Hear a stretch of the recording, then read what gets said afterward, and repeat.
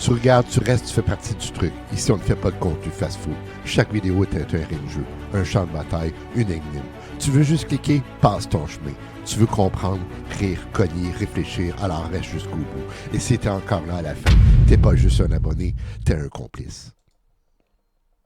Bonjour, bienvenue à Gilles de Presse. Aujourd'hui, Squeezie, comment il a redéfini YouTube. En fait, Squeezie, c'est plus qu'un YouTuber.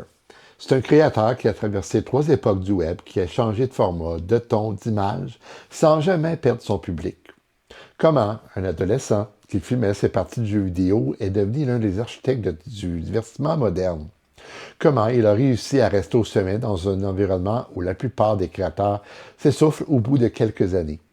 Dans cette vidéo, on va analyser son parcours, ses choix, sa stratégie. Et surtout, ce que tout ça nous dit sur YouTube, sur la culture web et sur la manière de créer aujourd'hui. Et tu vas voir, quelque part, ça parle aussi de Gilles de Presse.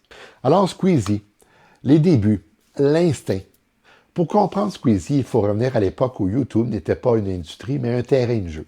On est au début des années 2010, les vidéos sont longues, mal éclairées, le son est approximatif, mais c'est pas grave, ce qui compte, c'est d'être présent, d'être là. Squeezie arrive très jeune avec un truc simple mais rare. Un instinct du rythme, il parle vite, il coupe vite, il enchaîne les blagues, il ne laisse pas de temps mort. À ce moment-là, personne ne parle de rétention, de watch time, d'algorithme. Mais lui, sans le savoir, fait déjà ce que YouTube va exiger de tout le monde quelques années plus tard. Il sait capter l'attention, il sait garder et il sait donner envie de revenir. C'est la première clé de Squeezie. Il n'a pas attendu que les règles soient écrites pour les appliquer. Il a joué le jeu avant qu'il soit codifié. La transformation du gamer au créateur de concept. Beaucoup de créateurs restent coincés dans leur premier format. Ils trouvent une formule qui marche et ils s'accrochent jusqu'à l'épuisement.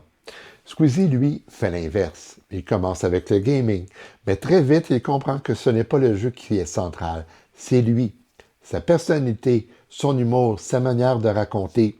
Alors, il pivote. Du gaming, il passe aux défis. Des défis, il passe aux concepts. Des concepts, il passe à des formats qui ressemblent presque à des émissions de télévision, mais pensés pour YouTube. Ce pivot, il est crucial, parce qu'il montre 2 choses. Squeezie ne se définit pas par un genre de contenu, mais par un style, son style est lui. Il accepte de laisser mourir un format avant que le public s'en lasse. Et ça, c'est extrêmement rare. La plupart des créateurs s'accrochent à ce qui a marché. Lui, il s'accroche à ce qui va marcher demain. Alors, la machine Squeezie, de l'individu à la structure.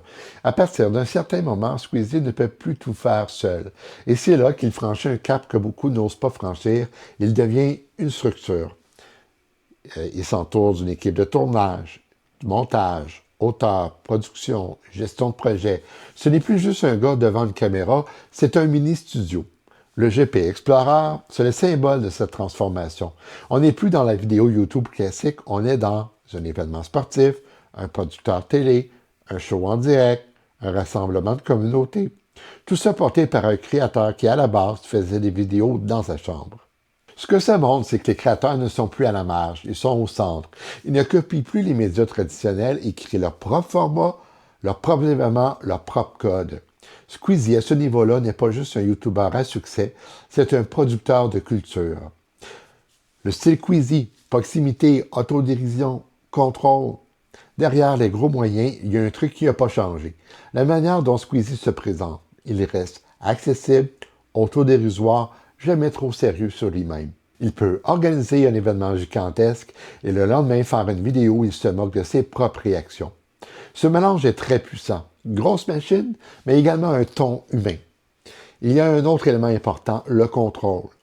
Squeezie maîtrise son image. Il choisit ce qu'il montre, ce qu'il ne montre pas, ce qu'il commande et ce qu'il ignore. Il ne se laisse pas entraîner dans tous les dramas, il ne répond pas à tout, il choisit ses batailles. C'est une forme de maturité médiatique. Il sait qu'à ce niveau, chaque mot compte, et il préfère que ce soit ses vidéos qui parlent.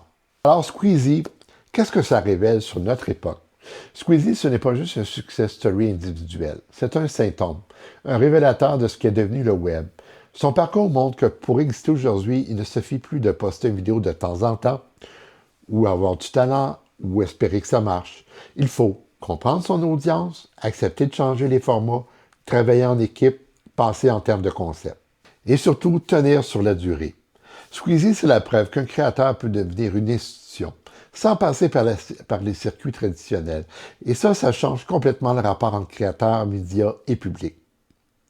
Alors, le lien avec Gilles Deprez, c'est-à-dire moi. Alors, quel rapport entre Squeezie et Gilles Deprez? À première vue, on n'est pas dans les mêmes univers. Lui, c'est le divertissement, les concepts, les événements, alors que moi, c'est l'actualité, l'analyse et la vulgarisation.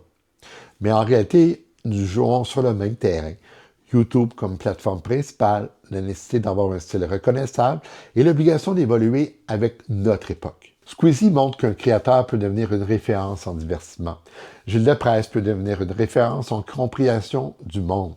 Lui, il crée des formats pour faire vivre des émotions, alors que moi, je crée des formats pour faire comprendre des enjeux. Deux rôles différents, une même logique, raconter notre époque avec un ton, une identité, une exigence. Si tu veux comprendre le monde sans bullshit, avec des analyses courtes, claires et punchées, abonne-toi à Gilles Deprez. On n'a pas le GP Explorer, mais on a des idées et ça, c'est déjà un bon départ. C'était Gilles Deprez. Merci.